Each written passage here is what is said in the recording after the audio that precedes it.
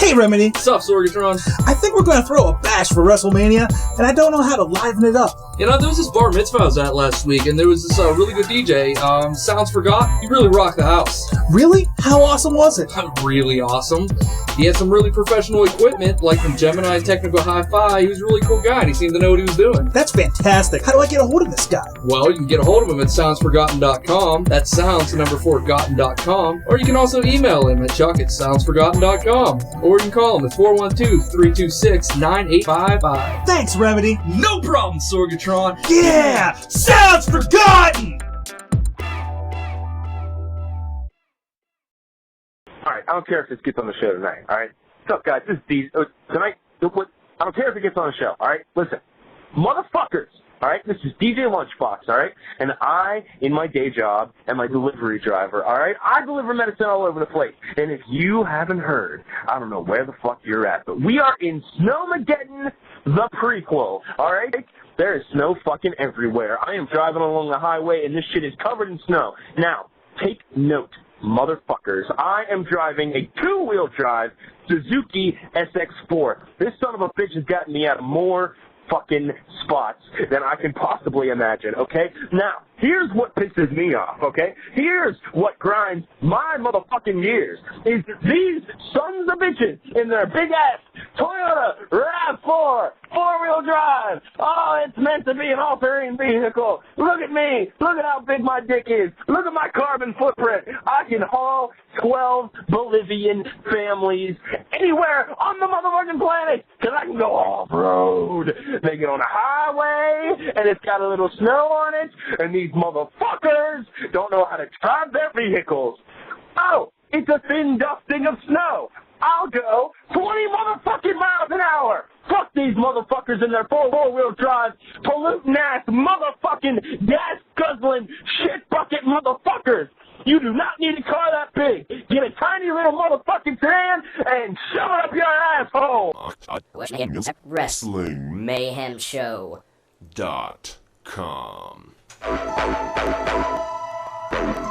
It's the best day of the week. Today is the day that you have chosen to listen to the Wrestling Mayhem Show. This is DJ Lunchbox, putting it the fuck down for you. Let's fucking do this. Monday night, you know it must be raw. Leaders being a whore and not wearing a bra. Seen his damn belt still spinning around his waist. I can ship better rhymes on what comes out of his face. Tuesday night and it's EC Dub. Michael Q Knoxville join the club. If he's sick of the shit, scream out boo boo. This ain't EC Dub and we can tell that too. Wednesday night, ROH on DVD, the best wrestling on the planet to the nth degree. Joe Damon's Delirious, Daniel City, Kim McCarthy, Homicide, the Rottweilers, and Kenta Kobashi. Thursday night, TNA on Spike. Bruce is spoken, so that means I'm puking blood tonight. Shut up and show me the damn X division and get SoCal balance in my line of vision. Friday night SmackDown, this is all life. Kicking back, watching wrestling every night. Kenny, Boogeyman, Helms, Hardy, Guerrero, London, Kendrick, and stealing the show. RWF Scion in the weekly features. You're a student, we are the teachers. Shout outs to Jimbo's crew and to the D's, putting it down for Vim with the grace of ease. Around. It's been a while. So the name of the artist is Shihan, Shihan. Look him up. He is fantastic. He is hands down one of the most talented lyricists I've ever had the pleasure of listening to. Off of Groovy Gravy Records, the album is The Poet, and the song is Poe MC. We're the Wrestling Mayhem Show. You enjoy. Is DJ Lunchbox frayed from the Snowmageddon craziness that you just heard right there? That's right, I have been riding tauntauns and slaying wampas, okay? Cutting their arms right off. Fuck those guys. And listen, guys, listen. It is me. It is DJ Lunchbox right here. Wouldn't miss it for the world. The Wrestling Motherfucking Mayhem Show. And I want you to listen to me right now, okay? I got here early. Sorg was here early, and there were Boobs here earlier. And we recorded it. We recorded it particularly and especially for Wrestling Mayhem Show Gold. What's Wrestling Mayhem Show Gold, you may ask? Well, I'll tell you. If you've got an iPhone for a pittance of $1.99, you can get all kinds of exclusive content from the Wrestling Mayhem Show. Our whole library is available for streaming. It is a bargain at twice the price. And this Mayhem Show Gold, very special.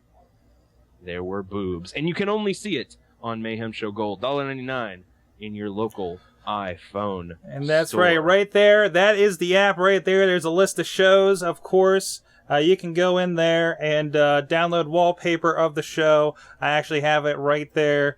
You can get that wallpaper, which probably doesn't come up too well on the video, showing some of the best of shots of the Mayhem show. And of course, you can go in, play all the shows directly there without downloading or with downloading it, and extras, behind the scenes clips that we started last week, which we recorded a little bit.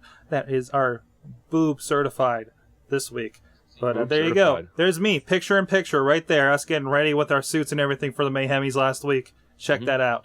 So, and I remember that's gold. So I don't want to get people overexcited about the boobs, because this is not the platinum edition. Remember that. They are real boobs though. They are real boobs. Yes. Not man boobs. No, not man boobs. And boobs. And still the 15-year-old can still participate. Yes, he can. So. Absolutely. Now, folks, this being the Wrestling Mayhem show, we do get the best and the brightest for interviews here on the Wrestling Mayhem show. And this week is no different. A huge score for the Wrestling Mayhem show. We have the Patriarch of Chikara himself, Mike Quackenbush, will be joining us later on in the show. So you better stick around for that. And after that, later on in the show, after Mr. Quackenbush has had his say, I, DJ Lunchbox, I have a personal request, a challenge for Awesome Kong herself. But you stick around, because we're going to get to that later. Excellent. And let's get right on to the fan mail. Again, I think we had one we wanted to get right off the bat, a brand new writer for this week. Is that right, DJ Lunchbox? That is correct, and I hope I'm pronouncing this right. It's Sahei M. Brown. Maybe. I don't know. Correct me. Good times at WrestlingMayhemShow.com. The email simply goes like this. Yo, what's up? You're so cool. The best. Okay. So have a nice day. Sent from my iPod. Fantastic. That's it. That's all there is. I think we got some competition for Juggalo Jamie next year at the Mayhemies. That's a lot of. If they keep it up, absolutely.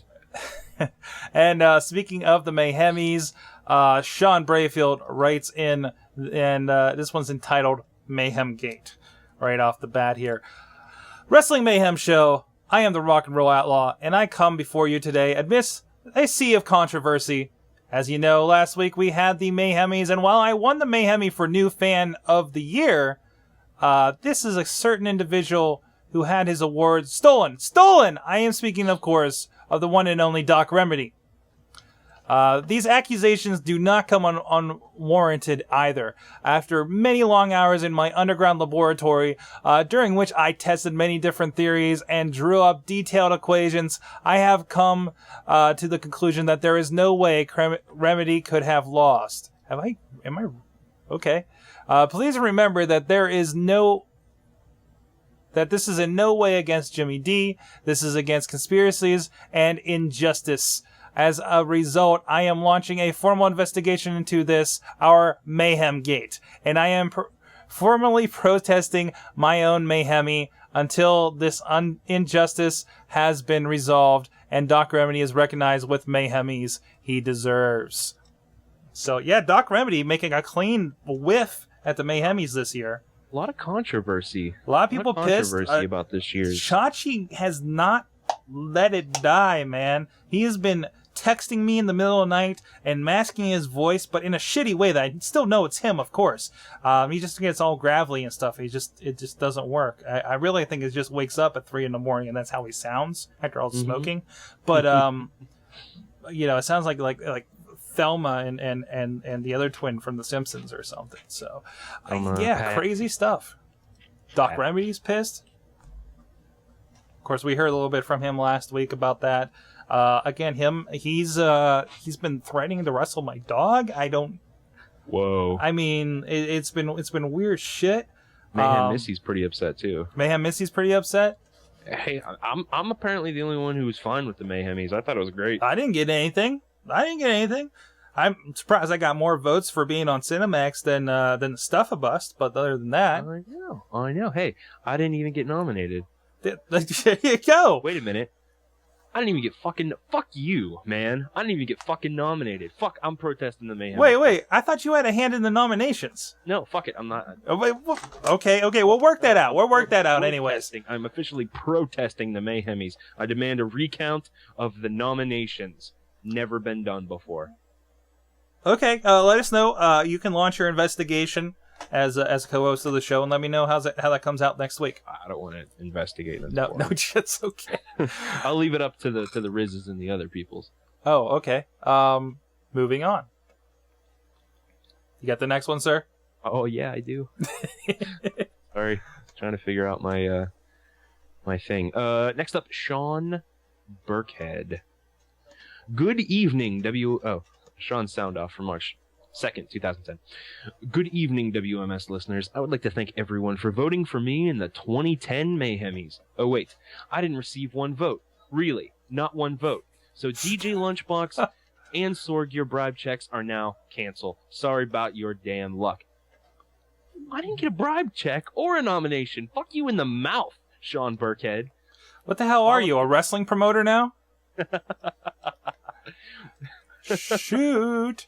While I'm hating on everything, WWE. At least he admits it. That's true. Sorry. How the hell could you release Maria? You have Kelly, Julian, and so on. Maria was more talent than those failures. WWE Next had a great debut. I think Bryan Daniels vs. Jericho was a solid match and enjoyed his interactions with The Miz. TNA is slowly stumbling along with Abyss and his power ring. Hopefully this week's TNA will get us hype for this coming Monday. Well, I have graced you with my present for far too long. We got gifts? So, yeah. All right. So until next week, I'm Sean, and I'm sensational. I like that. Sherry? That's a good song. No, it's not Sherry. Let's address that email for a second. First, NXT. Next NXT, or which were we supposed to call it? I'll just call it NXT. There's a little bit of controvery even coming out of that. We'll talk about a little bit later. But what do you think of that show? I thought it was great. I thought it was good. I love the concept. Right off the bat, I mean, we got Daniels versus Jericho. I mean, that was pretty cool to have a first deal. Absolutely, and it was a great match. I like them as kind of students of the pros and everything. I think that came off really well. You know, mixing in tags versus accompanying to the ring. Like either way, since Jericho's student accompanied him to the ring, it had a pretty big rub for Bryan Daniel to be going against the new world champion right off the bat. He definitely seems he's the focus of this new. Oh yeah. New big time. Everything. He's going to be like the CM Punk of this promotion. So it'll be interesting. And there's a few questions about that, but we'll get to them a little later in our roundtable. So Yes. All right, let's move on here. You want to cover the MMA one, and I'll get the other one? Absolutely. Okay. WMS Mail from the Riz. First off, this is no knock on Mexican people, WrestleFan, or the country of Mexico. So we have a disclaimer right off the bat. This is a good start. Now that we got that out of the way, let me just say, Directv and IUP is siding with TNA. How do I know that? They took on the USA Network. Oh, they took out the USA Network a week before WWE and TNA go head-to-head. Is this a coincidence? Probably. Okay, most likely. But I like a controversy. So apparently some problems over there in IUP. However, I did find a stream of the show on Justin TV. Even, you know what, if you don't have it right now. Oh. Hello? Go ahead. No, go ahead. Okay.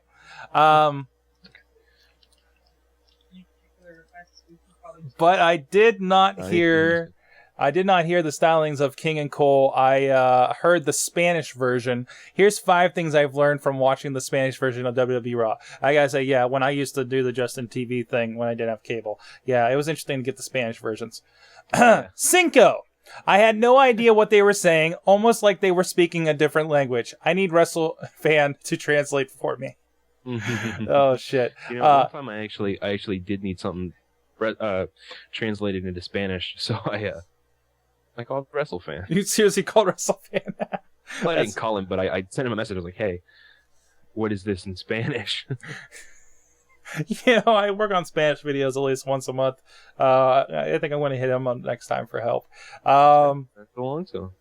Never took Spanish in my life, too. Cuatro, the Spanish equivalent to woo, woo, woo, you know it, is in fact woo, woo, woo, you know it. He's like, there you go. I can cross the language barrier if I ever go south of the border. Trace, Carlos Cabrera is one of the deepest and sexiest voices I have ever heard. Whoa. All right. Dos Hugo Savanovic, it's like sandwich with V's, has one of the, no, he has the most annoying voice that I have ever heard on WWE. And Uno, the team of Carlos and Hugo, is far better than Taz and Tenay. However, I was ready to watch WrestleLicious just so I can understand what the hell is going on. That didn't help at all. Until next time, hasta la próxima vez. Riz. There you go. Fantastic. That's the best bilingual email I think I've ever received. So, all right, we got another email here, and actually, this looks like a bunch of video, but there is some video.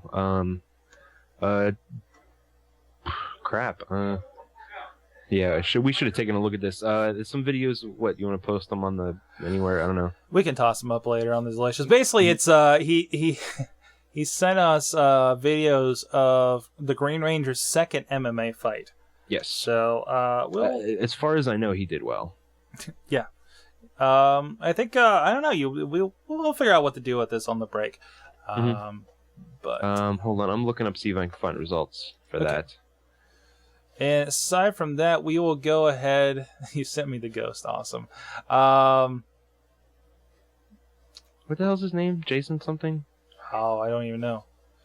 We'll go ahead into voicemail then. Okay. And from, yes, Big Freaky. We got a couple of things here. First, a little bit of an introduction. Hey, guys. Lunchbox, I did not watch TNA this week because I was at Riverdance with my girl. It's the farewell performance, you know. I mean, I know you guys are just going to be jumping all over that. You know, you're going to be starting a bus for wrestling fans to see Riverdance before it finally goes away forever, or until they figure out people want to see it again.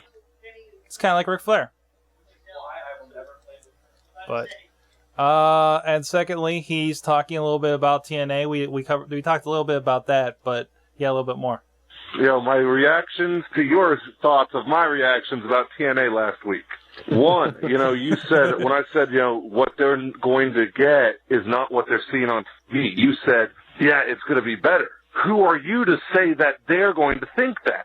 What they're seeing on TV right now, you know, people are going to go there and they're going to, I'm worried that they're going to ask, where's Eric Bischoff? Where's Hogan? Where's Flair? Where's the Nasty Boys? Where's Bubba? You know, although hopefully nobody asks where that guy is. The only reason he works for the company is because he's Hogan's buddy. Yeah, I think he's right. I forget exactly what we were talking about last week, but he's right. Yeah, people are going to be looking for those. People are going to be looking for Hogan. It's a big thing people are watching, and they see TNA, they associate it with Hogan, and, you know, maybe these people aren't people that have been to a WWE show and know that Undertaker's not going to be there, you know?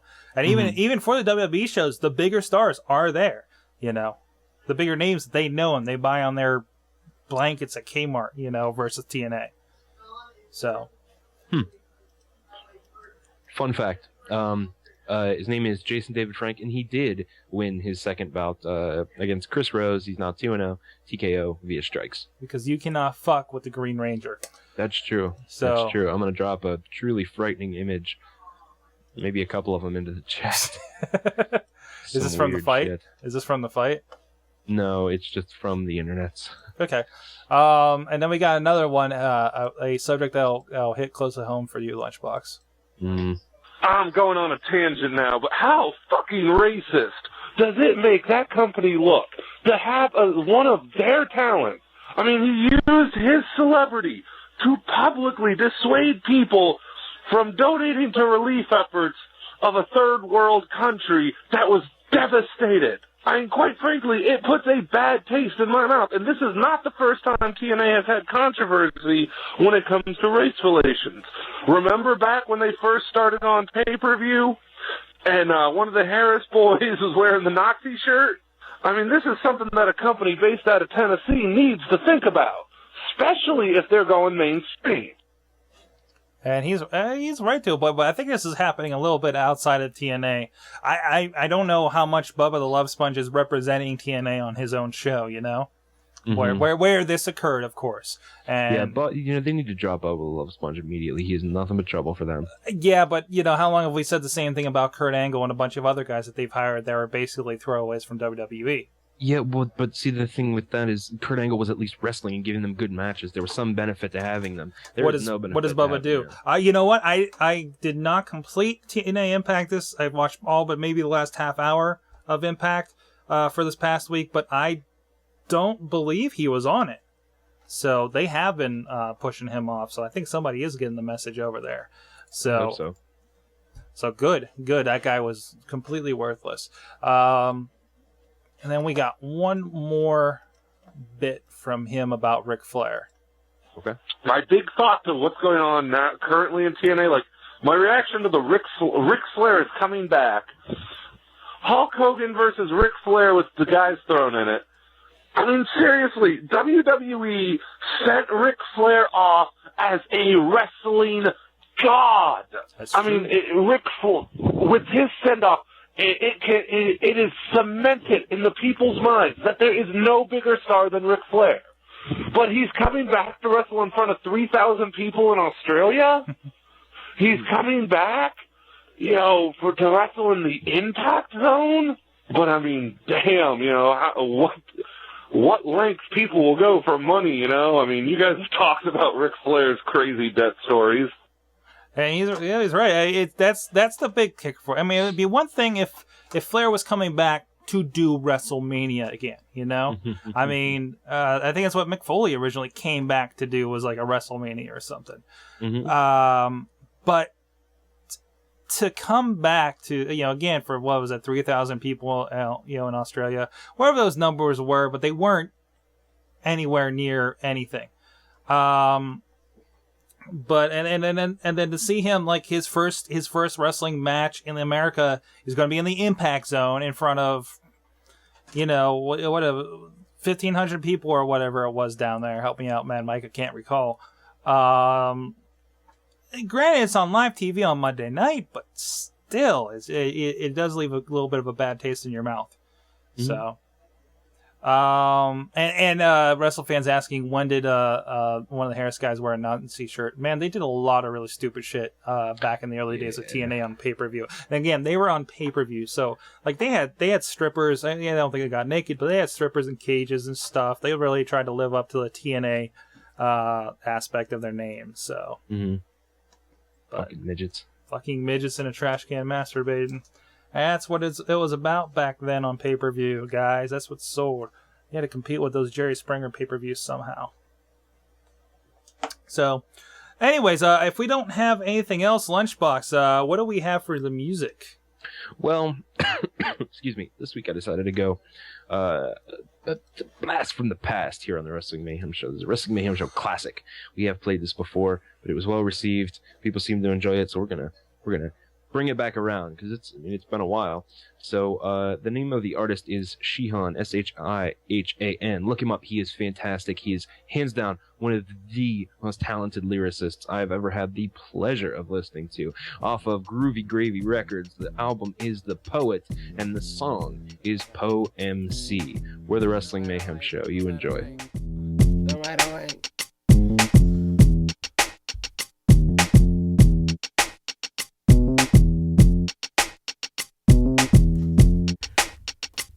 Give me a P, positively poppin' shit. From non-profit poet to profit for profit. Give me a O, only option optimize. Outplay opponents, oppose and get ostracized. What about E? Eternally embarrassing, everlasting MC, earth shattering. Give me a T, talk the talk and think the thought. Teach the lost what it is to rethink what's taught. I'm a poet in my own right. I write words with the wrong hand, send the right message to the wrong man. I am the light. What? Speak life, think, don't blink twice. I'm the reason between love and hate is a thin line. If if I didn't wreck it on record just like this. People would be taken for granted just like this. Listen to the rhythm, I hit 'em just like this. Close your eyes and follow my presence just like this. I am a po-MC. I am my poetry.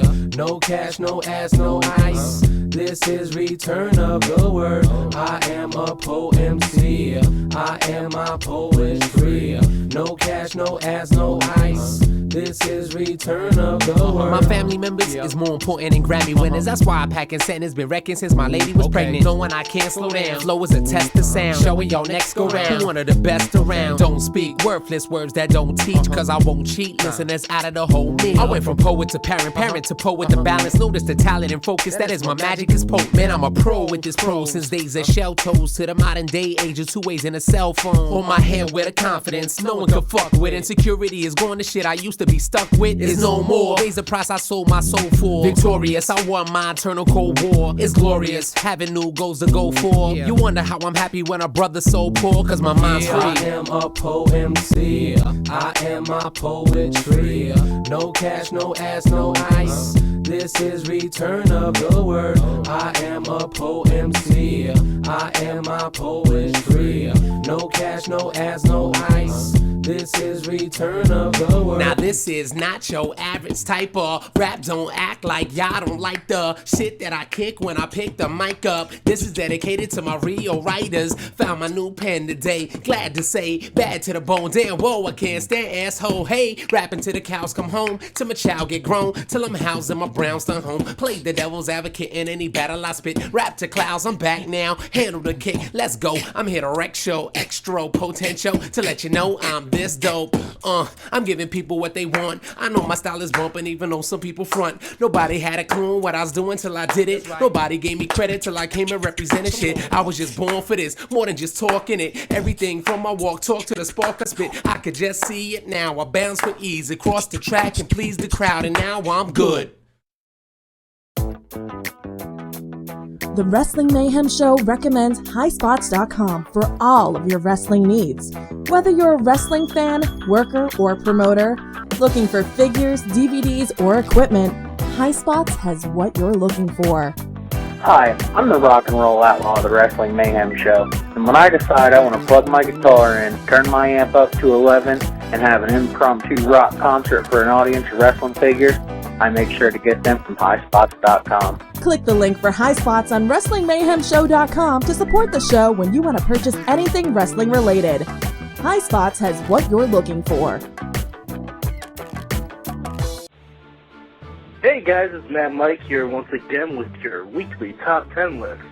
And since Vince McMahon pointed out to me last night that WrestleMania is a mere month away, I believe for the next month I'm going to have some WrestleMania-themed top 10 lists.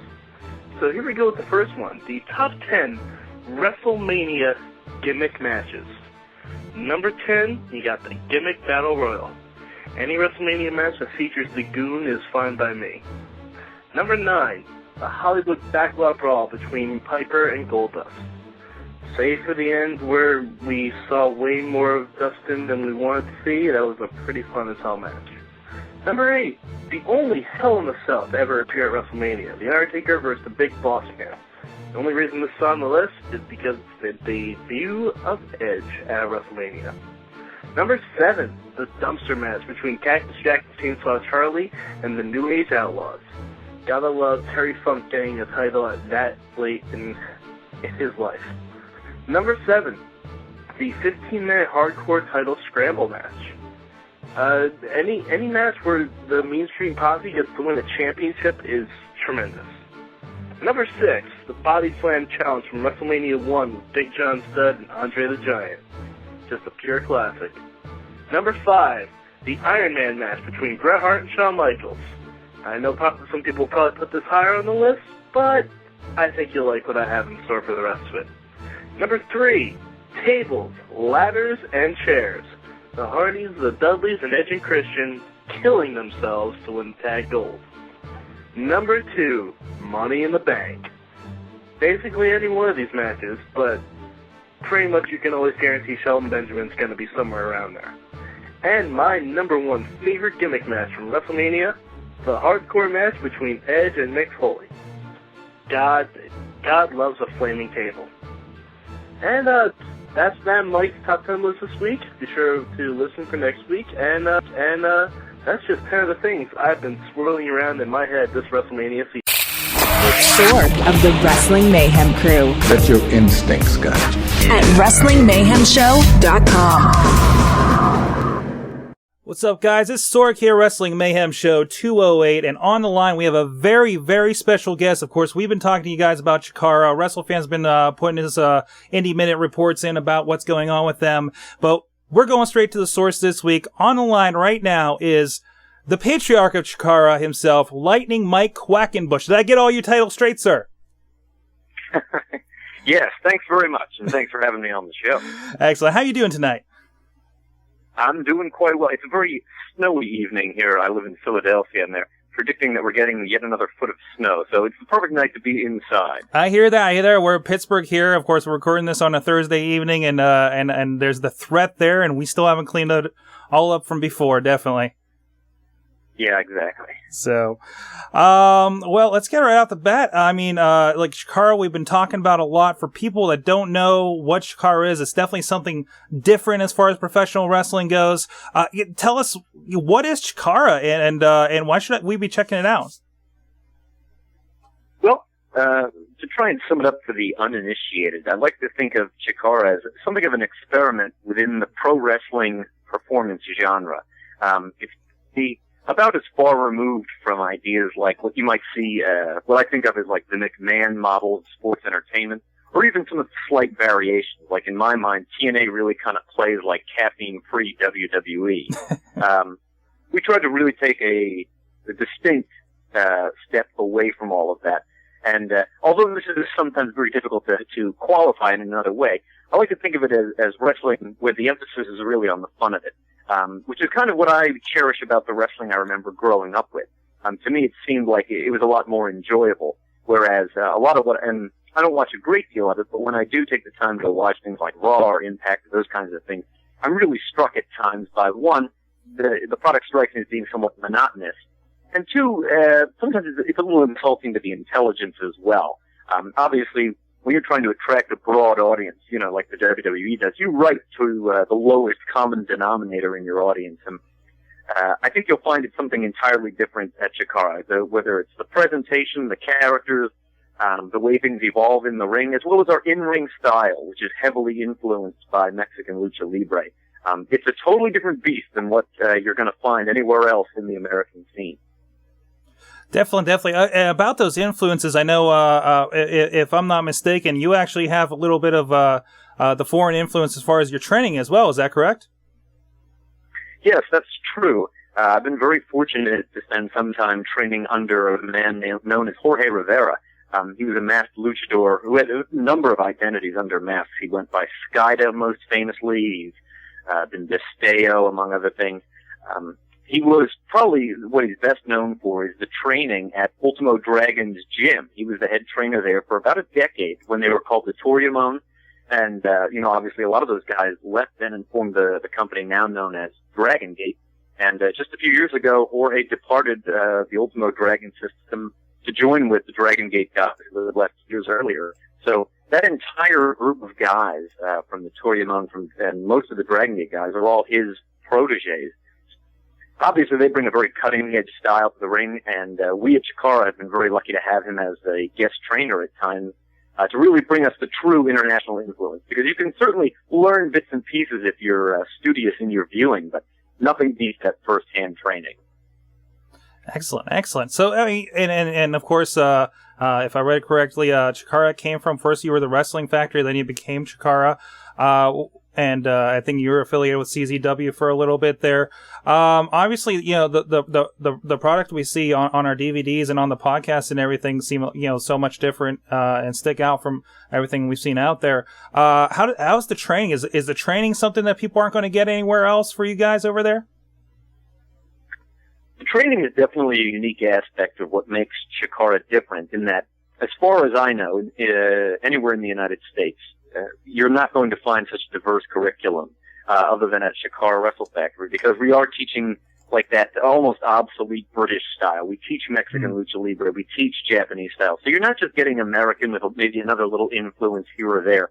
But we're trying to make sure that our students and trainees are the most well-rounded guys. And I think that's really been the success of the program, because we're able to send our trainees, even some of the newest guys fresh out of the Wrestle Factory, we can send them on the road, they can travel, and they can go anywhere.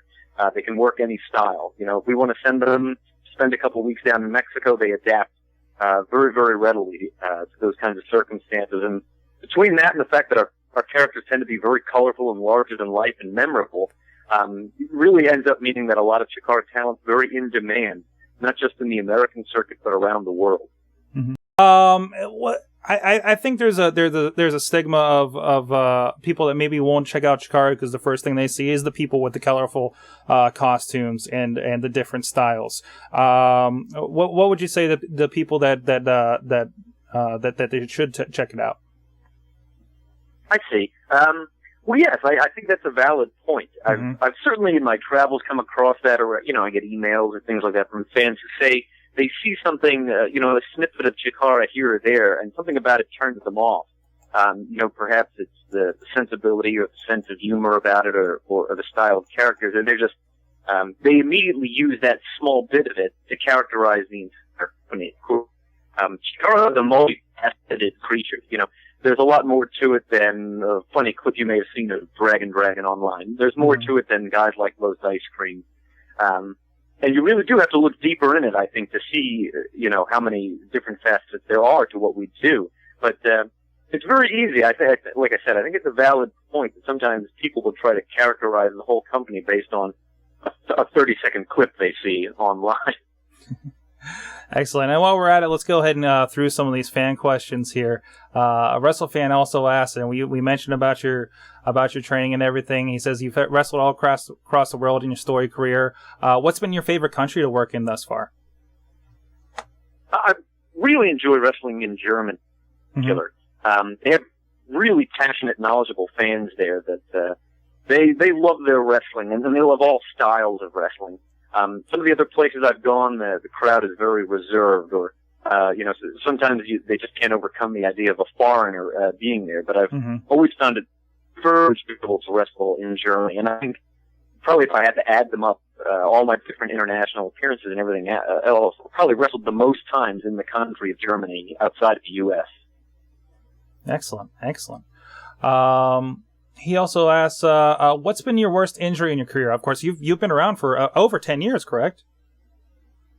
That's true. The first real match I had to speak of, which took place on May 20th, 1994. So, wow. Very soon here, I'm coming up on closing my 16th year.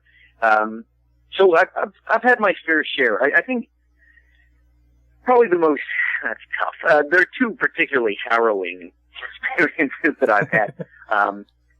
So one of which was, and very, very early on, I want to say this was maybe March of 1995, in an effort to perform a double team move with my then partner, I was doing a split-legged moonsault on the corner, and I came back, unfortunately, in the back of my skull, collided with my partner's kneecap, and I fractured my skull, and all had a seizure in the thing, and had to be taken out on life support. So that, of course, is a rather serious one. But in terms of, gore factor or something else, in 1999, I was wrestling in a rodeo ring in Texas, in Nacogdoches, Texas, if memory serves. And I was flipping out of the ring, like a moonsault. And the man I was attempting to hit, I caught more of the floor than I caught of him. And unfortunately, there was a spike that had turned up through the dirt because of the shifting of the ring. And it caught me in the forehead and ripped my scalp open back behind my ear. So I was knocked out from this, from falling on my head, of course. And because it was mud, it was dirt, it became mud as I bled profusely all over the place. By the time I got to the back, I was covered in this bloody mud, and it was obviously very disgusting. But I was really knocked stupid, and I had no idea. People were saying, you really need to go to the hospital. And I'm saying, no, of course not. I don't need to go to the hospital. I'm perfectly fine. And a friend of mine who wrestled in ECW under the name Julio De Niro happened to be there. And he came over to me and he said, you should really go look at yourself in the mirror. I don't think you realize, like, the condition that you're in. So I went over and I looked, and of course, you know, it was bloody and muddy and gross. And I moved some hair away from in front of my face. And in doing so, I pulled the flap of skin that I had sliced away. And I actually, for a second, saw my skull. I thought, in terms of, like, the overall effect and stuff, that was nowhere near as bad as the fracturing of my skull. It's a better story. Get a much more visceral reaction to telling the story of slicing your scalp open. So that was definitely the grossest of the injuries. So there you go. There's a good sampling. That's good. You talked a little bit about the moves. I've seen some great, clips and videos. You have a very airborne style, a very fast paced style. Was that more a product of your training, or was that kind of what you were expected to do when you decided to get into wrestling? Where did the roots of your I don't have any other words other than crazy style. Well, certainly at the time, my styles evolved a lot over the years. In the 90s, I used to watch a lot of the Japanese junior heavyweights, and that was the style I wanted to emulate the most. And certainly, when I started out in the mid-90s, I was always the smallest guy on every independent show. So that style was kind of expected of me. Like, that was what I was booked to do. I was supposed to be the crazy high flyer kid. That was the only use that little guys like me had. Of course, now here we are 15, 16 years removed from that. A lot of the locker rooms I walk into, I'm one of the biggest guys. So the status quo has really changed, and so too has, what passes for crazy high flying. I see things all the time now, even out of some of my own trainees, that I couldn't, my body simply couldn't do, the amount of control that they have over themselves while flying through the air and that sort of thing.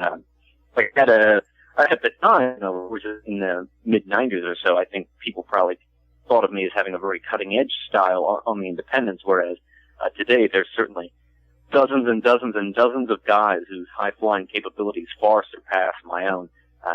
And I've had to adapt my style as well. That takes a real toll on your body to go out and do that. As independent guys do every single weekend. So, I've had to adapt as well. Definitely. Is there anything that you can't pull off these days that you wish you could? Nothing immediately springs to mind. Like, the guys that I train are always kind of like to poke fun because sometimes during training sessions they'll say, "Why don't you show us that thing that you used to do, whatever that might be?" And it's like, I can't do that anymore, guys. Yeah. But then they nag me, and then the reality is I can. Like, I don't know if it's just because I have it in my head that I can't do the stuff anymore that I used to do when I was 19 years old. I don't know. But yeah, invariably, whenever they pester me, it turns out I probably could. I probably do a lot of those crazy things that I used to do. But I see a lot of the more modern stuff that's out there, and a lot of that is beyond my ability. So, excellent. And going back to the fan questions, we talked a little bit about your beginning. Sean Brayfield asked, "What did it feel like walking into the ring the first time?" The very first time I walked into the ring, wow. There's kind of two different experiences. The first time that I worked for a group where I was hired to come in more or less, or I was picked really because someone failed to show up and was put on. That was so unbelievably thrilling because I had spent my time. I got in a very backwards way. I was kind of the guy that would show up and help set up the chairs or that sort of a thing, and I had my duffel bag with my awful homemade costume in it, hoping that someday someone wouldn't show up and the promoter would come over to me and say, "Hey, you're on," which is not really the way to go about doing things. Like, if you're an aspiring pro wrestler, it's really a foolhardy course to traverse. But that's the way I went about it when I was trying to get independent booking. So, on that particular day, I was working, the show was in a barn in Uniontown, West Virginia, and the promoter who was lovingly referred to as $5 Sal, that may clue you in as to the rate at which he paid professional. He came up to me and said, "Somebody's not here. Do you have your stuff?" And of course I did. I've been waiting. Thank God he finally came to me and asked me that question. And I was just like bristling with excitement. Like, I couldn't believe it was finally going to happen. it was such a thrill. Even just to be in the locker room was really a thrill. But when I finally stepped foot in the ring, and it was a really strange experience because up until that moment, I had not encountered the guy who I was wrestling against, who did a giant hillbilly gimmick. He was a man who went by the name of Man Mountain Chris. And unfortunately, as I came to discover, was also hearing impaired, which is an unusual thing to come across in the world of professional wrestling. So, of course, and I was party to 4 of the most awful minutes of wrestling that anyone ever watched before Man Mountain Chris just, quickly wrapped things up. And, at the time I weighed about 160 pounds, so it was not much of a match for him. But, it was just like overwhelmingly exciting. Every bit of it to get to go into the locker room and to suit up and, for at the time, of course, I had like a cassette tape with my song on it, to hear that play and to come out through the, the Pat's barn in Uniontown. It was really quite exciting. Awesome. And speaking of which, and then WrestleFan also asks, is the Chikara locker room any different than the locker rooms that you've seen in other promotions? Very much so. I find often by our guests and visitors that the atmosphere is very, very different. Mm-hmm. And I think one of the greatest compliments I think Chikara as a whole has ever really paid. A couple of years ago, we had Demolition, Axe, and Smash made a guest appearance at one of our giant King of Trios events. And when it was all said and done, they had remarked, I was there and a couple of our other guys who shoulder a lot of the backstage responsibilities were kind of there. And they remarked to us, they said, everywhere we go, no one treats us as well as you guys did. And there are a lot of companies that could really learn from the example you set about the way you conduct your business in your locker room. And from guys who are, to me, of legendary stature, I remember sitting in front of the television and, just as a fan and being so excited when that Demolition song that Rick Derringer sung came on the TV, and they would come marching out in that crazy, whatever that was supposed to be, S&M dominatrix gear. I don't know. You look back on those diamond-studded diapers and you think, what were you going for, Vince McMahon? Whatever that was that they were supposed to be, like, oh, that was so cool. And, well, here they were, and, they were so complimentary, and they were so professional and so much fun to work with. And I think overall it was really one of the nice compliments we've been paid, and it really said a lot about, the way the atmosphere is very different. That there's nothing cutthroat about it. It's definitely gone places, even in the last couple of years, where the locker rooms are very political and they're very cutthroat, and you say something to someone and they turn right around and, they've got to say this to somebody else, and they're going to use that to get ahead of you or to stab you in the back. And I never had a taste for that type of like political maneuvering.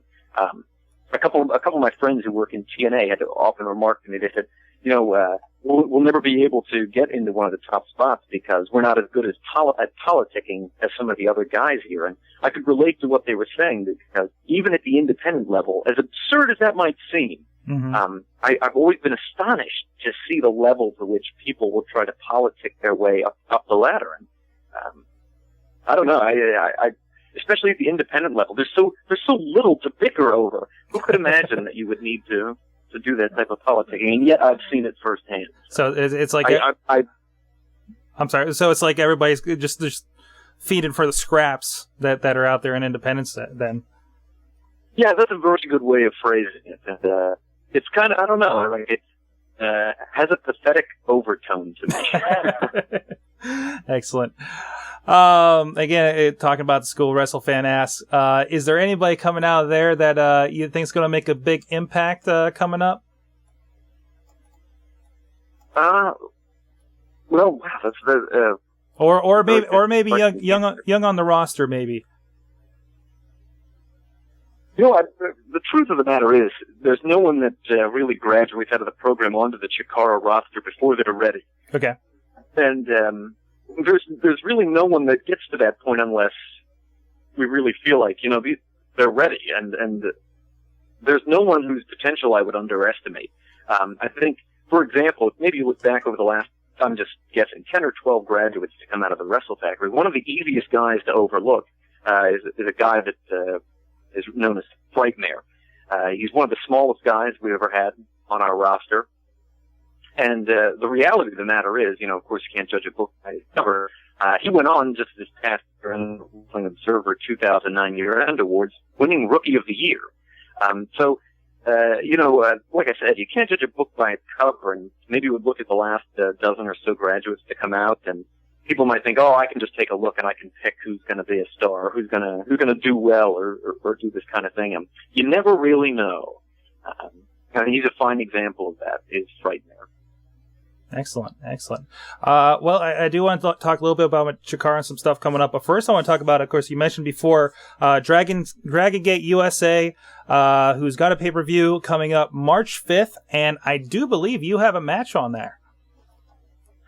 Yes, that's right.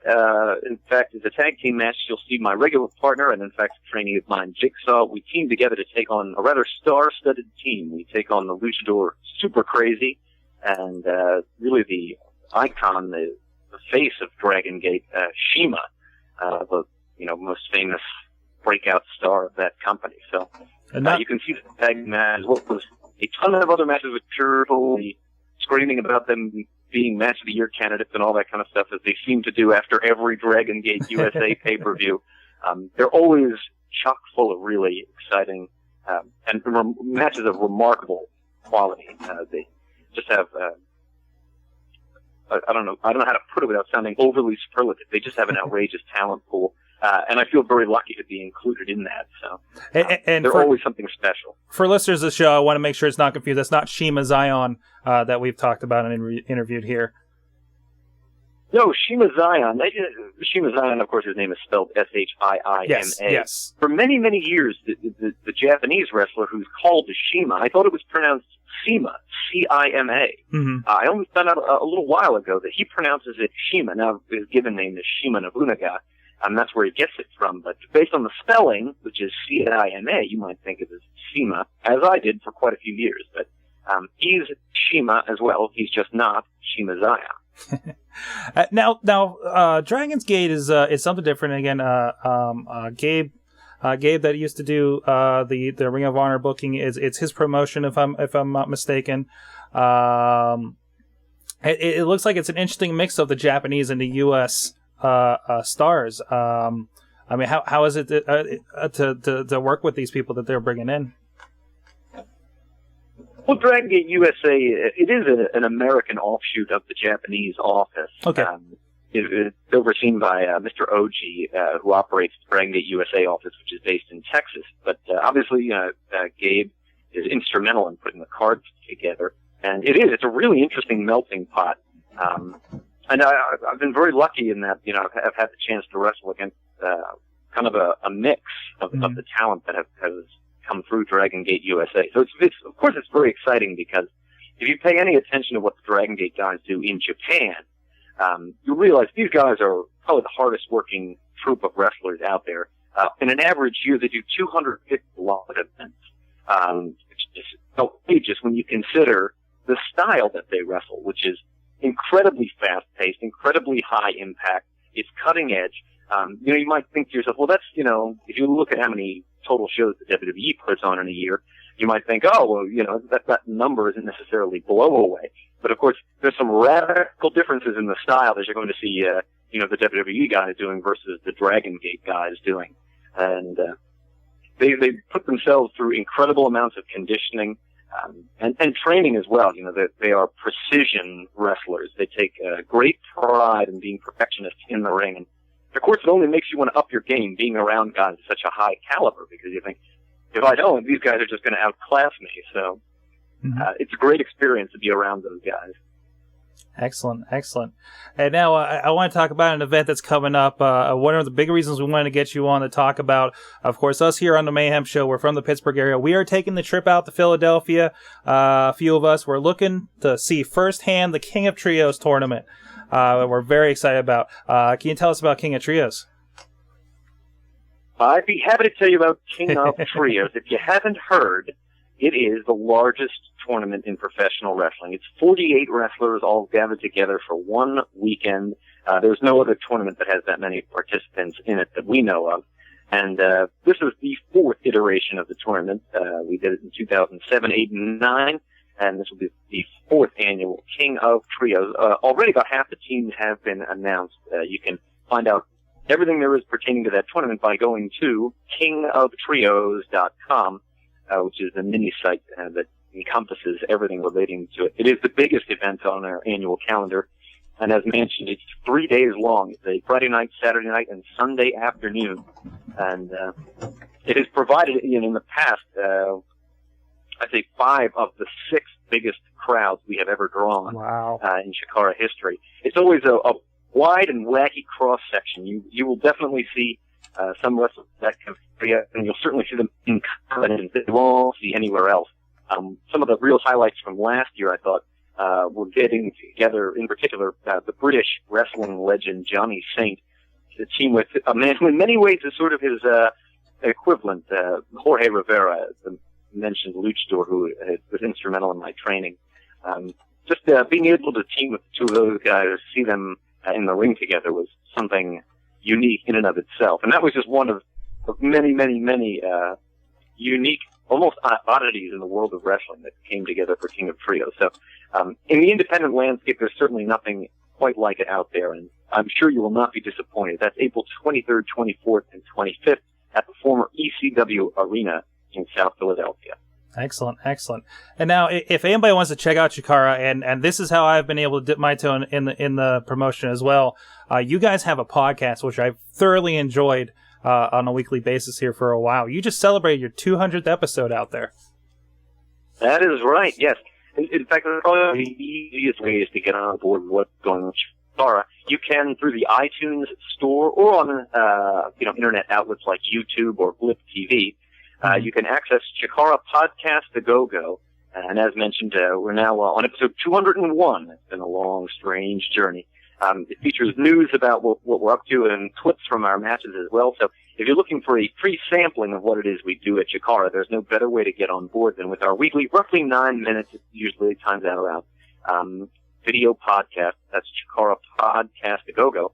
And we also, we are in the first phase of launching a new project of ours to make everything Chikara a little more accessible to new fans who are just discovering us now and want to get in on the ground floor. I invite you to check out Chikara101.com. That's the beginner's course, to be sure. And more things will be developing over at Chikara101.com in the next month or two as the other parts of that project come to light. But that's a great starting point if you're new to the Chikara microcosm. Excellent. And another thing I noticed just recently on your podcast you've been promoting, you can actually pick up Chikara Events on, I guess it's a pay-per-view basis, correct? You can stream them, yes, that's true. If buying physical DVDs is not your cup of tea, you can stream our events directly onto your computer. You have access to them for a period of usually like 2 or 3 weeks. And that is at Hybrid Entertainment TV. You'll find links to that on ChikaraPro.com. They have at least the back half of our 2009 catalog readily accessible to you there. So if that's your style, you can check it out that way via Hybrid Entertainment TV. Yeah, I was very impressed. It's got a great selection. Of course, you guys, CZW, Evolve. Definitely recommend people checking that out. It looks like it might be a wave of the future, so to speak. So we try to stay at the forefront of those emerging technologies so that we never seem like we're too far behind the time. Yeah, you definitely seem like you're the most kind of forward thinking as far as the technology, the delivery, the reaching out to new fans, social media on the internet that I've seen. I mean, is that well? Of course, you're 4 years in on the podcast, being 200 in. I mean, when did the big push on technology come in your 10-year history with the company? Yeah, I mean that's really always kind of been the theme, is that we wanted to be at the forefront of that. We never wanted to trail behind. And, as we used to kind of joke around, we used to say, eventually there's going to be a technology where wrestling matches will be beamed directly into your brain. And we want to be sure we're the first ones being sent into people's brains. We always want to stay at the forefront of that because that keeps the audience fresh. And because we're specifically designed for younger audiences, we feel like that's the best way to reach them. There's a lot of guys from the old guard that think things like having your show on a cable access channel means you've made it in the world of wrestling. It's 2010, like that kind of stuff just isn't relevant anymore. There's all kinds of new ways to reach fans, and the metrics by which that level have totally been revolutionized by the internet, and you really need to stay on top of that kind of thing if you want to stay in touch. Definitely. Don't want to keep you all night, of course. One last question from our fans, then we'll close out here. What is your dream match from Sean Brayfield? If you were to meet, and a little bit mixed from WrestleFan too, if you wanted to wrestle anybody living or dead, what would your pick be, sir? Yeah, I think it would be really interesting to wrestle the original Tiger Mask when he was in his prime, like 1982. Just because that springs to mind, of course, because, such a thing is impossible. A lot of the guys that I would love to be able to be across the ring from, it's still quite possible. Guys like Jushin Liger haven't retired. I would love to have a singles match with Christopher Daniels. But in terms of like an unrealistic dream like that, I think how fascinating it might be to match up with in his prime, Toru Sayama. There is truly no one like him, and there probably never will be again. So maybe in the future, if there's a Legends of Chikara game, we might see it happen. Quite possibly. Thanks a lot, Mike Quackenbush. It's been a pleasure talking to you tonight. Please check him out, ChikaraPro.com. I believe it's DGAUSA.TV for Dragon's Gate. We'll have all those links on the website, of course. Anything else coming up you want people to know about? Wow, I think we just about covered it, right? We got the Chikara Podcast, Chikara101.com, KingofTrios.com. If you visit those, you'll be up to snuff right away with everything going on Chikara. All right. Thanks a lot, Mike. We hope to speak to you sometime in the future. We'll see you in Philadelphia for King of Trios. And thanks very much. Great. I'll see you there. Thank you. All right. Well, there you go. Lightning Mike Quackenbush, our talk with him from late last week. Did you enjoy that, DJ Lunchbox? That was fantastic. Lightning Mike Quackenbush, a class act. And it's a pleasure to have him here on the Wrestling Mayhem show. Excellent. Of course, that went a little long, so let's go ahead right to the music. What are we listening to for number 2? Well, this band has become a bit of a legend here on the Wrestling Mayhem show. They haven't released any new material, at least no new material that I have had available for music. But they are the Chicharrones. That's right. The Chicharrones in one of their finest songs called Surf Rock off of the album New Recruits off of course, Camo Bear Records. You know them. You love them. Chicharrones. Wrestling Mayhem Show. Enjoy.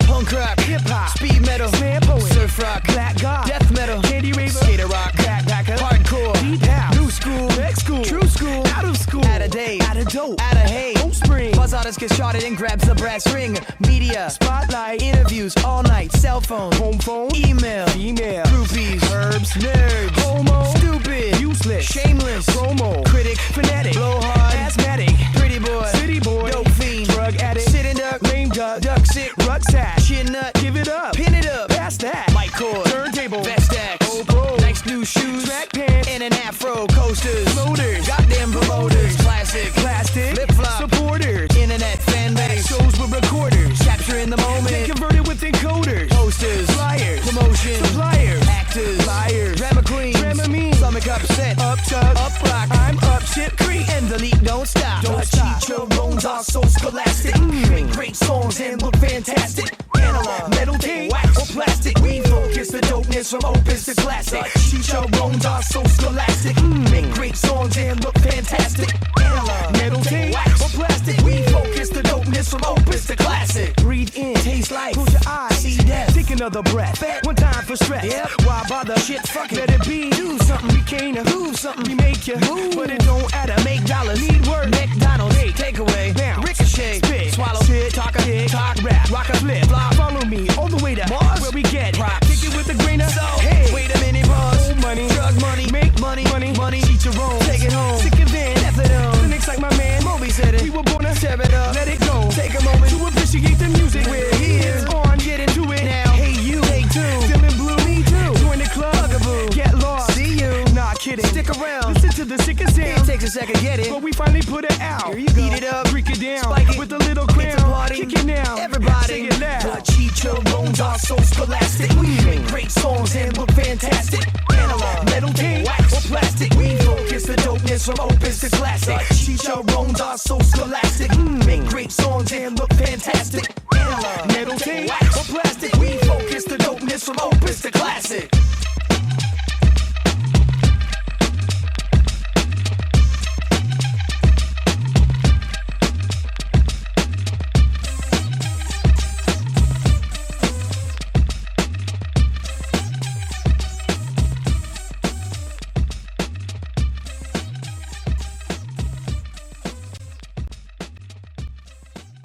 Have a wedding coming up? You want it to be memorable for at least 50 of the anniversaries you're gonna have? Then please check out the music from Sounds Forgotten at soundsforgotten.com. This is Delicious Jimmy DeMarco, and you're listening to the Wrestling Mayhem Show. DJ Lunchbox of the Wrestling Mayhem Show. Oh, I'm sorry, champ. I think I ate your chocolate squirrel. At WrestlingMayhemShow.com.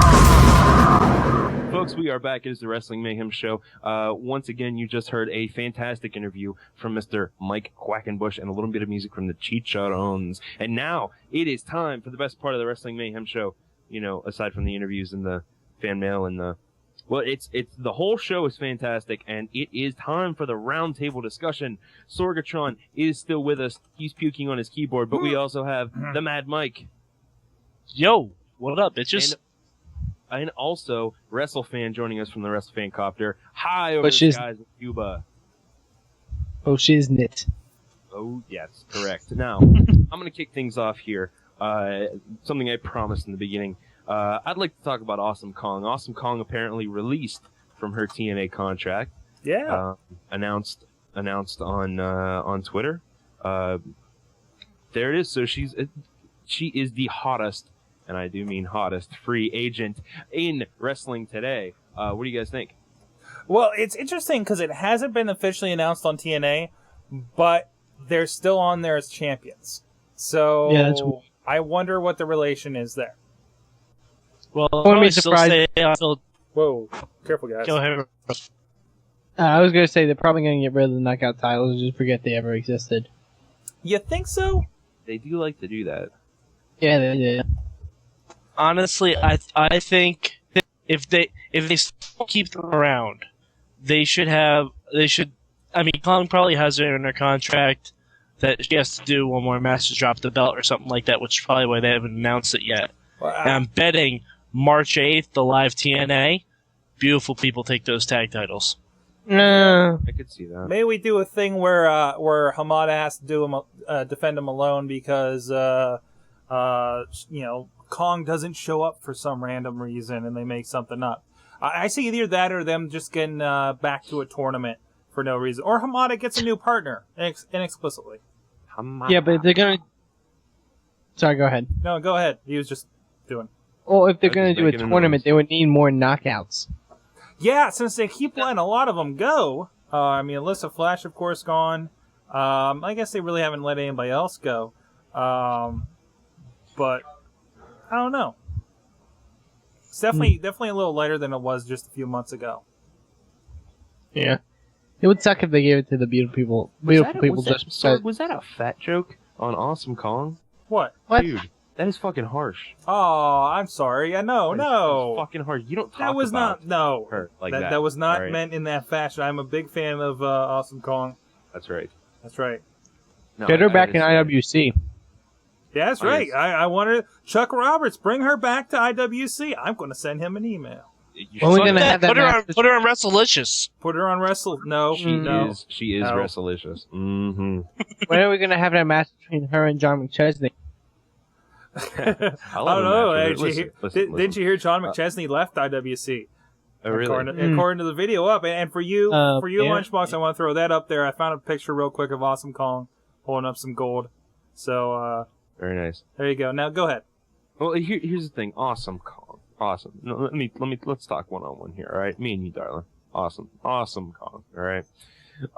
We here at the Wrestling Mayhem Show, we hold you in the highest regard, nothing but respect for you.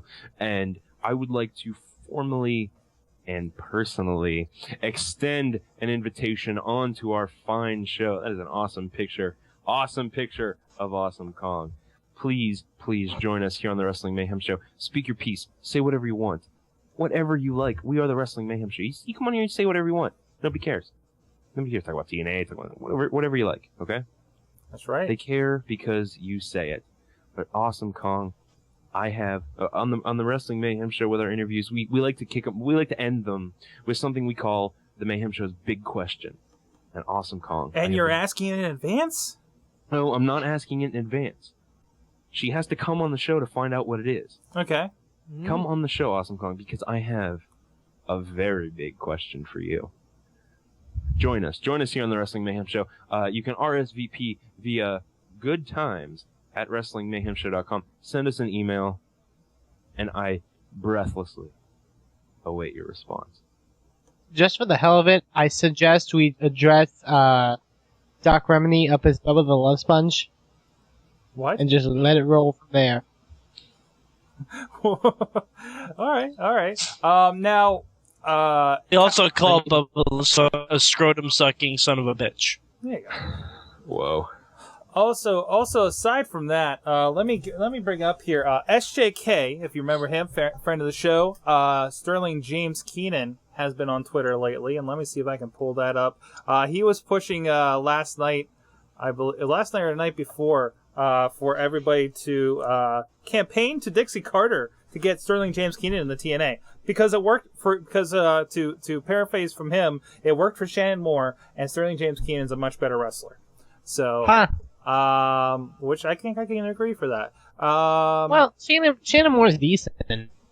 Oh yeah. I'm not trying to knock Shannon Moore. I don't know. I can't. Now, if it was Jeff Hardy, that would be a whole nother story. So I thought, let's help out a friend of the show. SJK is, let's see, I think it's original SJK.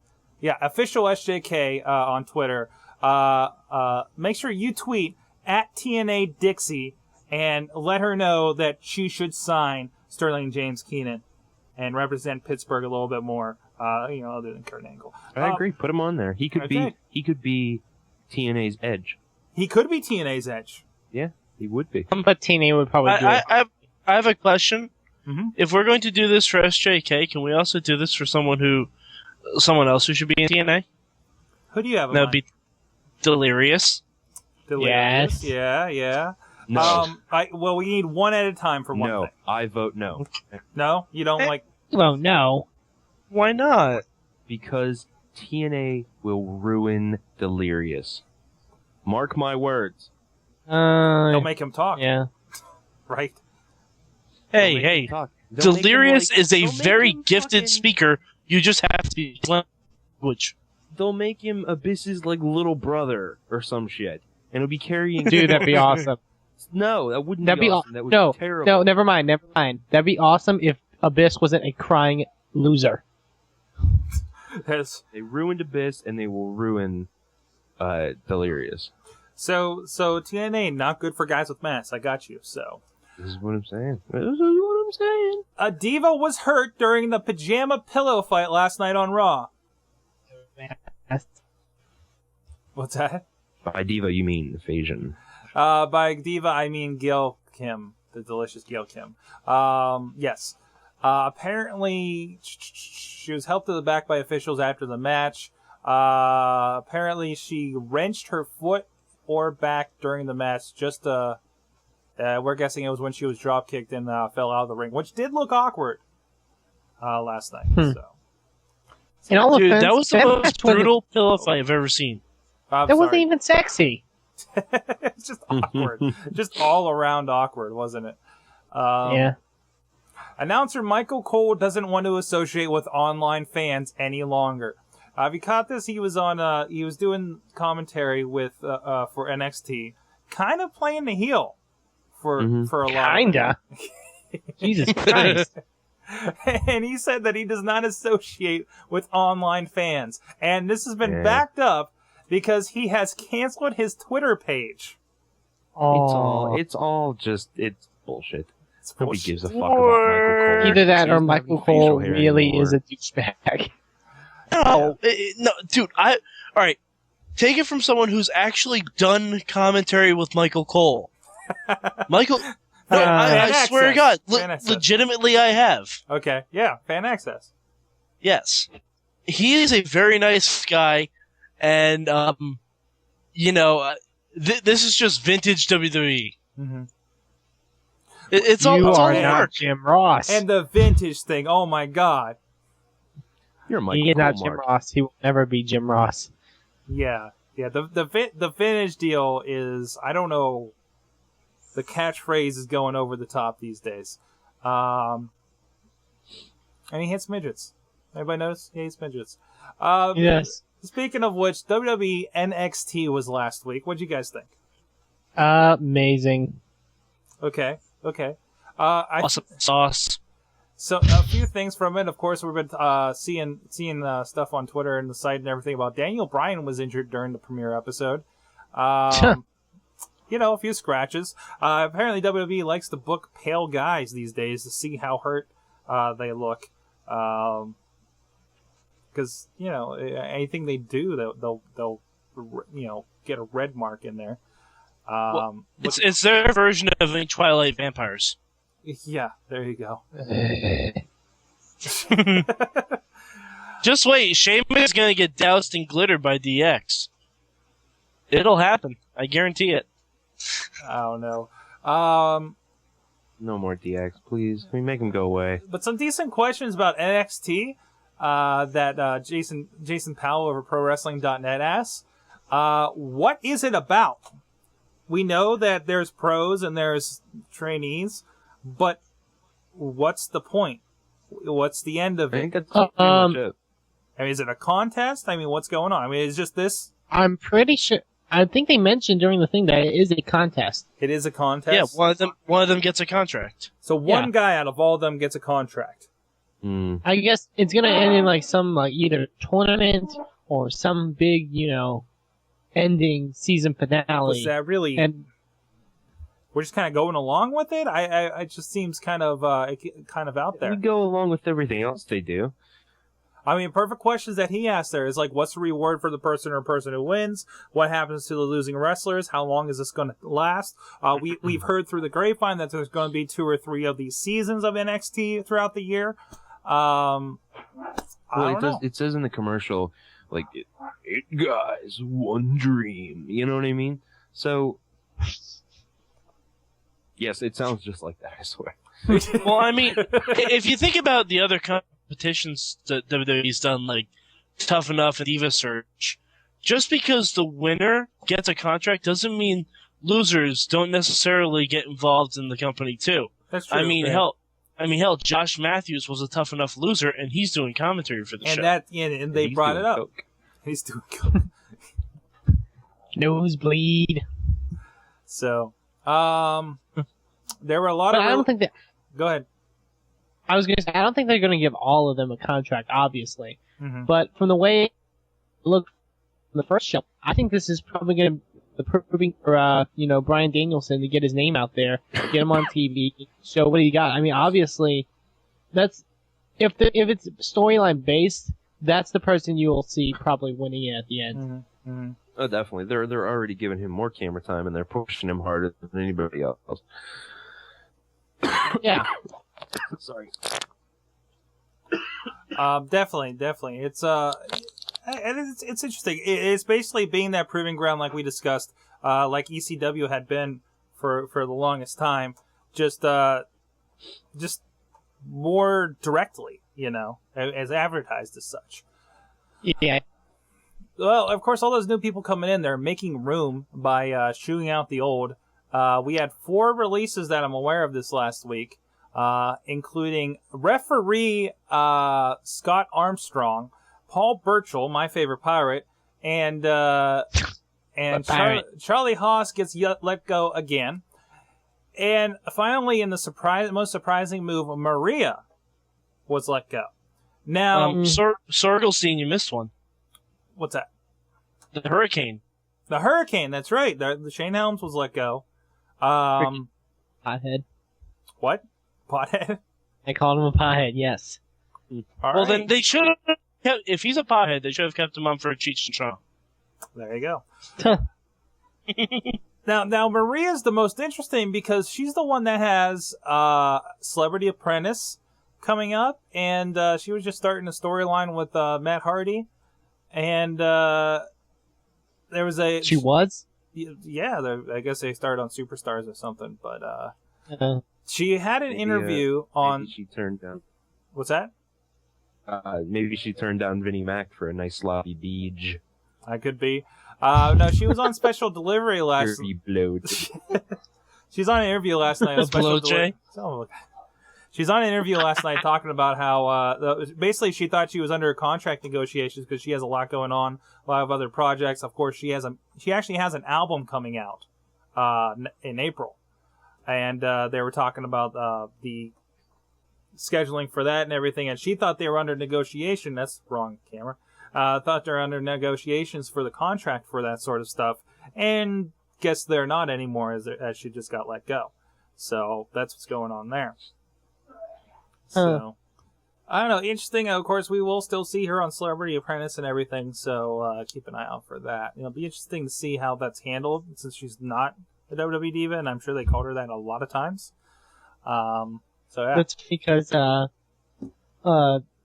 yesterday Lunchbox sent me something from World Wrestling Insanity of quotes heard backstage. One of them was Donald Trump saying, "Sorry, Maria, you're fired."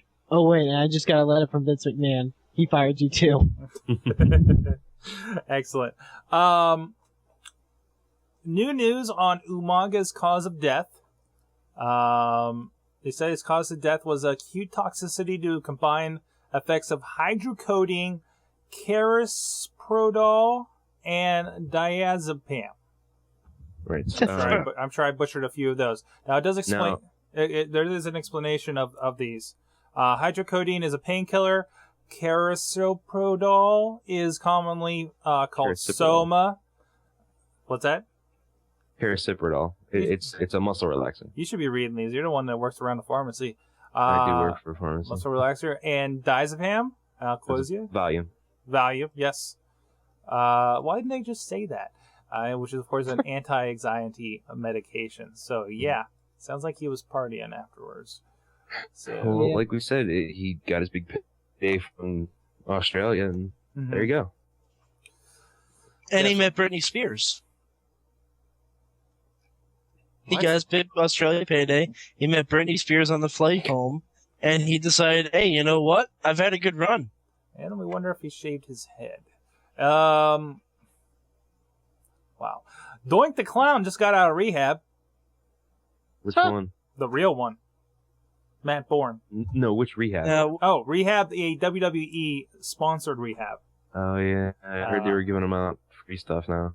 So he's talking about that, and what's that? You say you're giving free stuff? Yeah, WWE. Like this is a parting gift? No, it's not really a parting gift. It's just, it's a matter of... I know, they'll give you rehab if you work for them. Mm-hmm. They've been really good about that in recent years. Of course, after all the controversy about everybody in the drugs in the industry and everything. So yeah, he's the first one that I've heard of that's come out and said that it's great. He said, quote, he had established a pattern of living his life with reckless abandon. He's got that interview over at whoslammingwho.podomatic.com if you want to go check that out. And he's got a show coming up in Freehold, New Jersey on March 27th for ISPW. So good to see him. Because, if you've seen a Doink the Clown around the Pittsburgh area, it probably wasn't this guy. And it wasn't Chris Jericho either. I just want to make that clear. Moving on. Oh, yeah, there's my note about Hurricane Helms. Sorry, I was a little further down. Wrestlelicious, guys. Wrestlelicious, baby. Who watched it? Who suffered through it? I know Mad Mike did. Oh, sweet Jesus. Oh, man. What was that, huh? What? The way I described it is, it's like if Glow and Hee Haw had a retarded child together.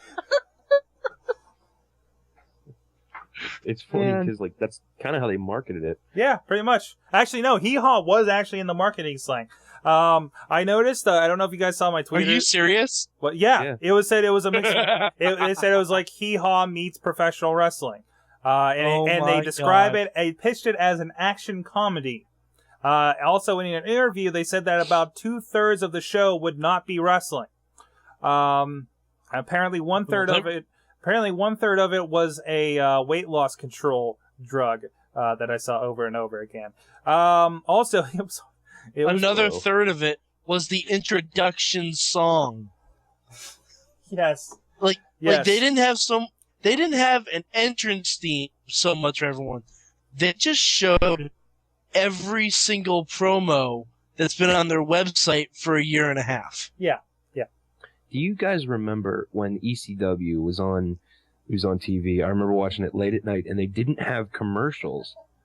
They just showed their own stuff, like advertisements for their own DVDs. That's because basically they were paid programming, I think. Like actually, it depends on where you watched it. It depends on where you watched it. The feed I had here had commercials. Are you talking about when they were on TNN, or you mean back beforehand? No, this before was those like days? regular TV. Regular TV, yeah. I did not have cable growing up. You're lucky you got it down there, because I know I didn't in my area. Something really loud just happened. WrestleFans, your mom vacuuming. Did the boobs explode? Doing the dishes. All right. Is that what she calls it? Yes. But yeah, WrestleLicious happened. You can see it online on one of the channels. It was on MAV TV for me here on my Verizon Fios. You actually have MAV TV? Yeah, dude. Dude, I got like holy shit. I got fucked over, and they gave me a programming package that I didn't ask for because I wanted like the lower end one. I got Showtime, and I'm stuck with it for a year because of their contracts, and they just changed all their programming. So I would get fucked over without it, like pretty much pay the same for less. Yeah. Verizon, great service, horrible customer service. Fuck off. But please sponsor PodCamp. Anyways, going on. I gotta tell you about that afterwards. Anyways, let's move on here. Katie Lee is now an orphan. We already talked about that. Katie Lee also had to Yes, and Katie Lee made a showing last night. Wait, what does her brother being fired make her an orphan for? She's an on-screen orphans, or if she's an on-screen orphans, orphan. or if you don't have parents. Technically, they were both orphans. I think I read She's this an only wrong. child now. Yes, you're right. You're right. Son of a bitch, you're totally right. That's how Diva Dirt wrote it. That's how Diva Dirt wrote it. It said that's WWE, why I don't follow Diva Dirt anymore. WWE has made Katie Lee an orphan. They're also talking about WrestleLicious like it's the second coming. So WWE had killed Katie Lee's parents. I guess so. Maybe. Whoa. Man, I'm gonna start reading into this, and I don't want to. Let's just move on. Let's moving on. I'm gonna start having some weird ideas. Cheech and Chong last night in their Lucky Charms. God, I fucking hate that. They're diabetic, man. God. They're diabetic. No. Oh, fuck that noise.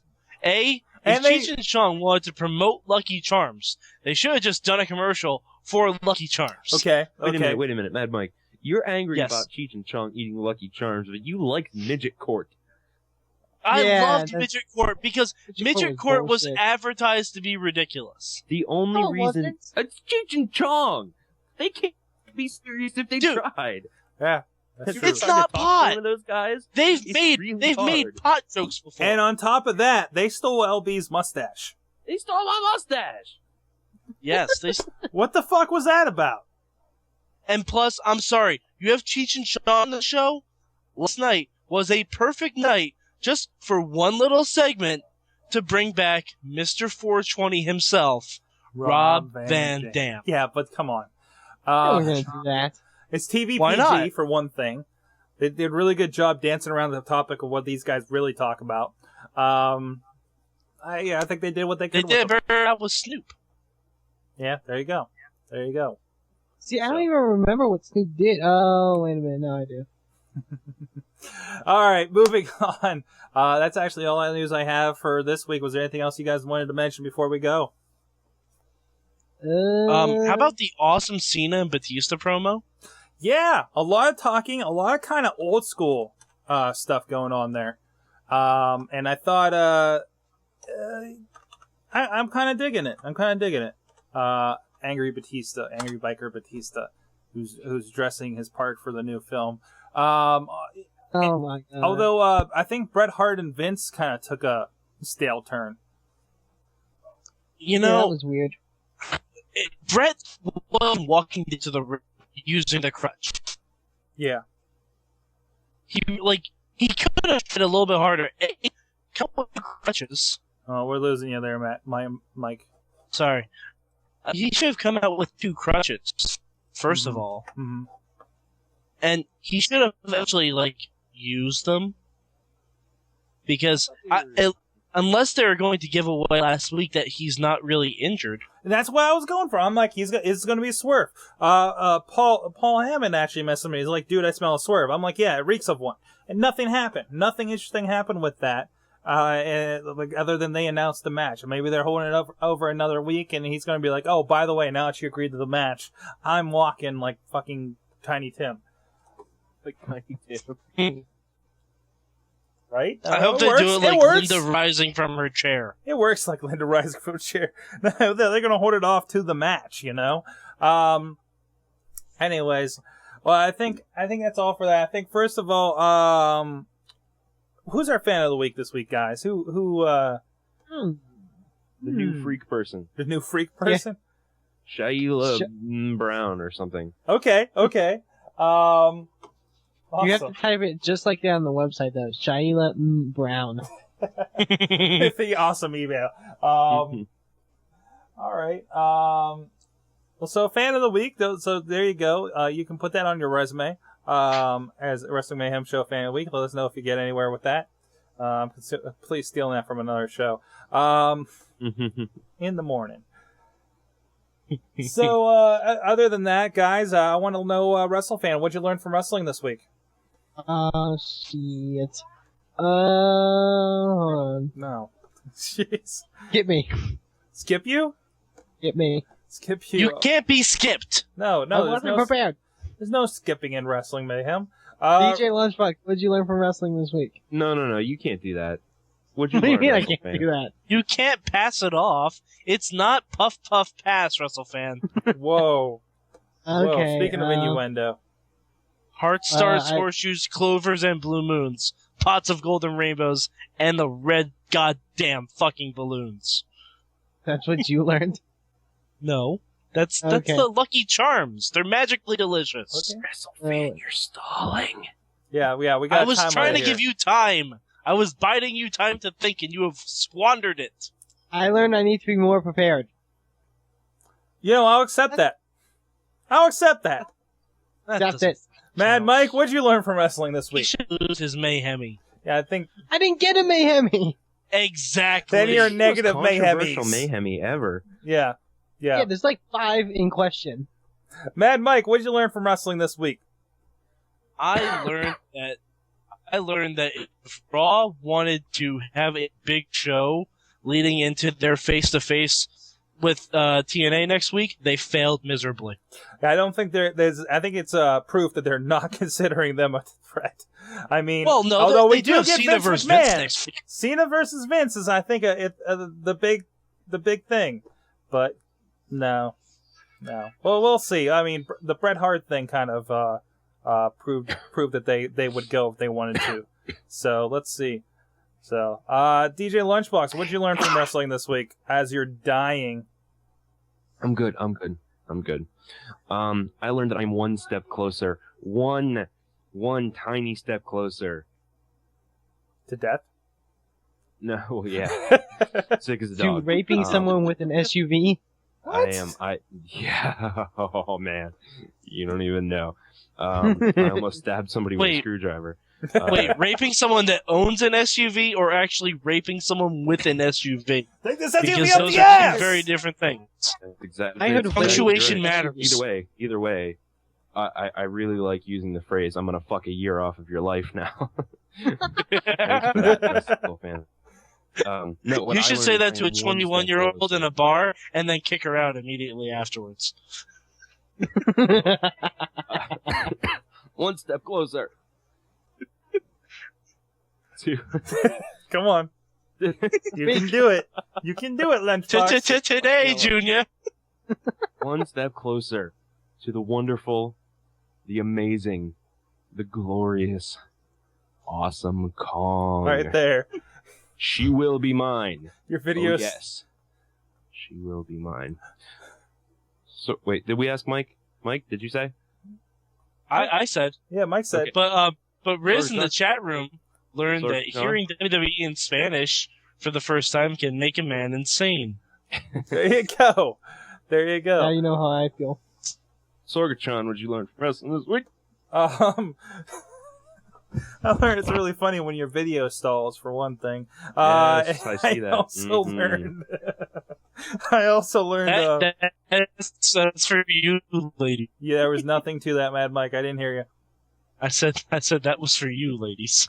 I learned NXT. I'm really looking forward to it. I have something to watch on Tuesday nights. There you go, and actually have a reason to end the show early. Which means we got to speed this up. So we got plenty of time, Sorg. We got 7 minutes. WrestlingMayhemShow.com, SorgatronMedia.com, WhiteVein with ChikaraPro.com, Blogspot.com, He's still stalled. WrestleFanRunner.wordpress.com, Twitter. All of our names. There you go. But seriously, guys, go check us out. I hope you guys had fun. Again, next week we're scheduled to have Jason Gorey. He might be in studio. Your video froze again. It's awesome. I don't know if he's going to be in studio or on the phone, but Jason Gorey is scheduled to join us here. Followed up to next week, we're confirmed to have the best around, I believe still current. Nothing gonna ever bring me down. But hey, you're alive. Look at you, you're moving and everything. I believe they're still the current CZW Tag Team Champions. Last I looked, so we'll have them in 2 weeks. So, and we're working on some other stuff. We got some emails out there. We got our fingers out there. And Matt Mike reviewed 12 rounds on WrestlingMania.com. Yes, he did. Go check that out. Poor man. 12 rounds was good. Now, Marine 2, that kind of sucked. We have some other stuff on there, some information about our iPhone app, the truth about Mounties, and remember Backlash? I'm not good enough for Backlash? Go check that video out with Joey Styles, one of my favorites over there. Be sure to check us out, of course, at WrestlingMayhemShow.com for all this information. Twitter at Mayhem Show, of course. You can give us a call at 412-206-WMS0, or if you have that iPhone app, all this stuff is a quick link right in there. And, of course, email anything you want to John at Box, not John at Boinks TV user. That was a mistake. Good times at WrestlingMayhemShow.com. We didn't. And if you really want to confuse John at Boinks TV, email him saying, "Where's my goddamn mayhem?" Best That's right. ever. That's TV. right. Let's try that again. Good times at WrestlingMayhemShow.com. Good times. Yeah, there you go. That was awesome. Your hand rose and it looked like it pulled up the screen. That was great. See if we can time that. Our name is our address. Other than that, please check us out. We have links on there for delicious.com/wrestlingmayhem, where we have all links for everything we talked about in the last half hour or so, and other stuff going on there. Go check out the Mayhem Wear, the iPhone Gold app. Links are on the right. Go check out our sponsors, of course, our affiliates with highspots.com, soundsforgotten.com. All those links are right there on WrestlingMayhemShow.com. Hit the donut button.